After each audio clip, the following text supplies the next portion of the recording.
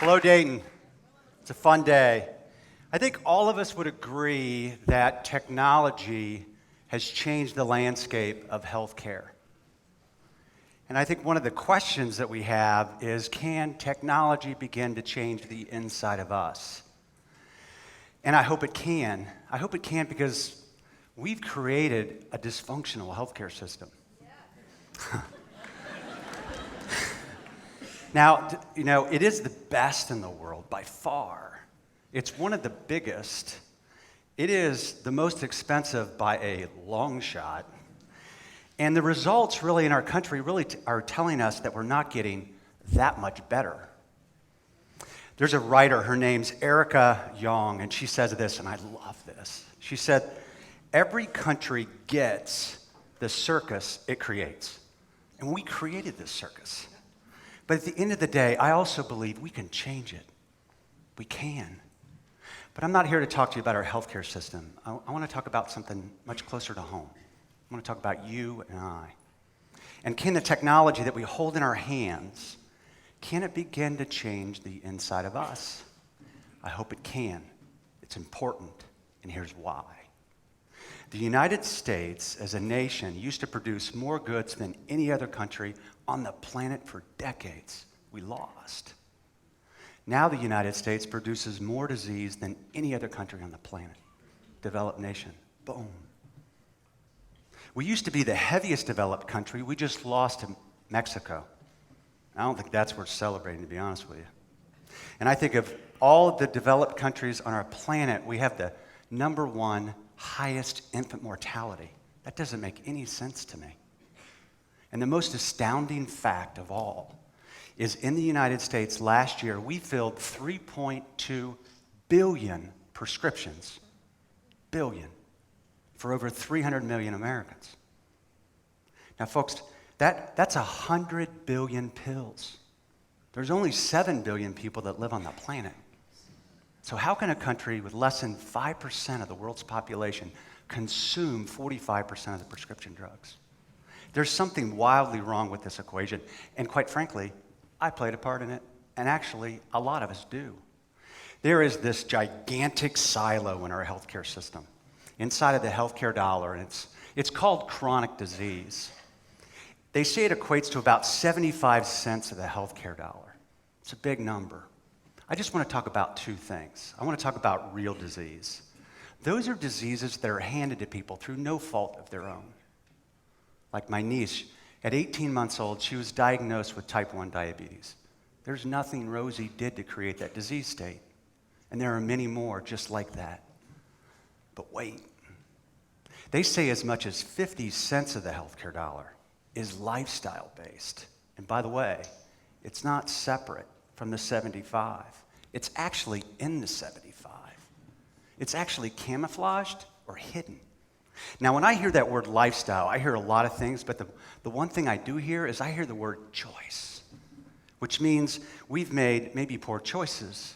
Maybe we've created disease state. Maybe we've self-created disease. Type 2 diabetes, in most cases, is an example in this category. And there are a host of many more.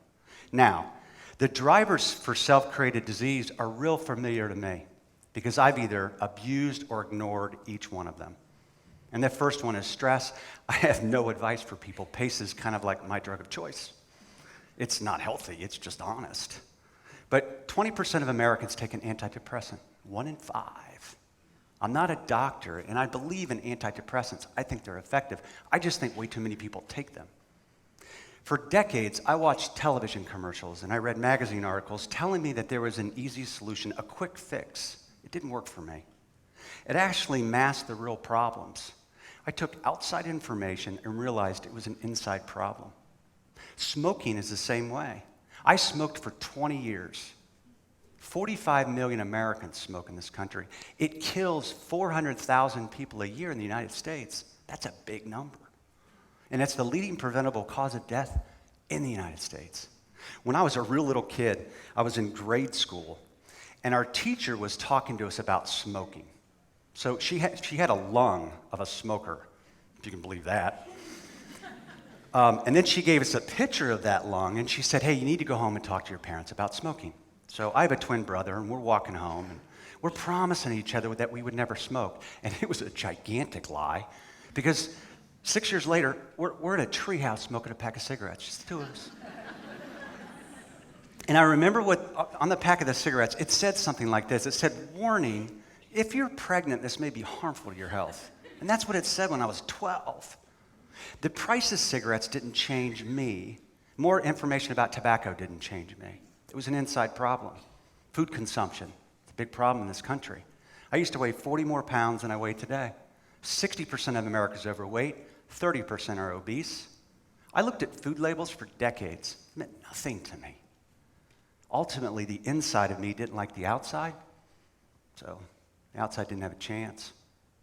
And lastly, it brings me up to exercise.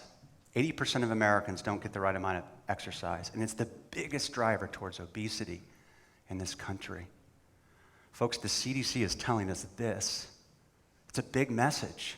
They're saying, hey, America, if we would just focus on 3 of these, smoking, food consumption, and exercise, hear me, we could prevent in this country 80% of heart disease, 80% of stroke, 80% of type 2 diabetes, and 40% of most forms of cancer.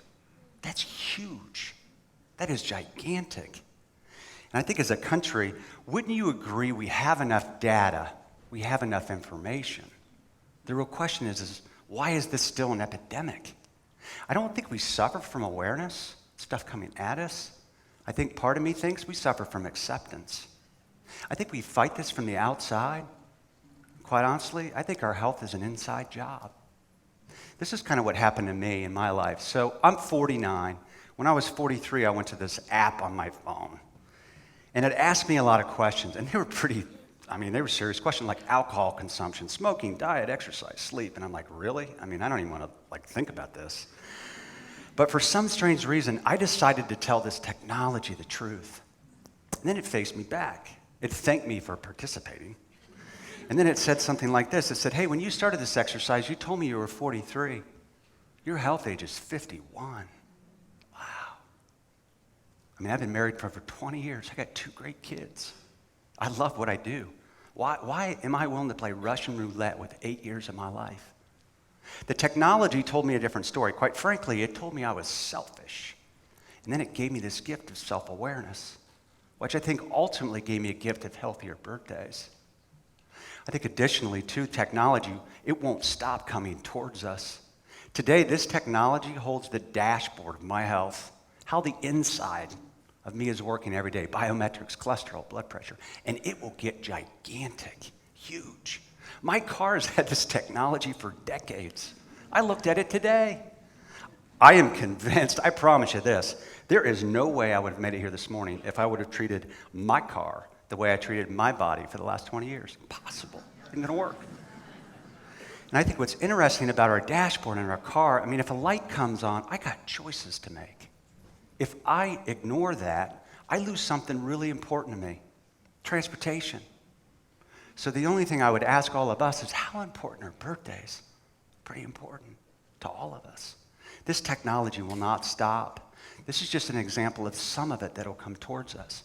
And it's racing towards us at lightning speed. Embrace it. Be curious about it.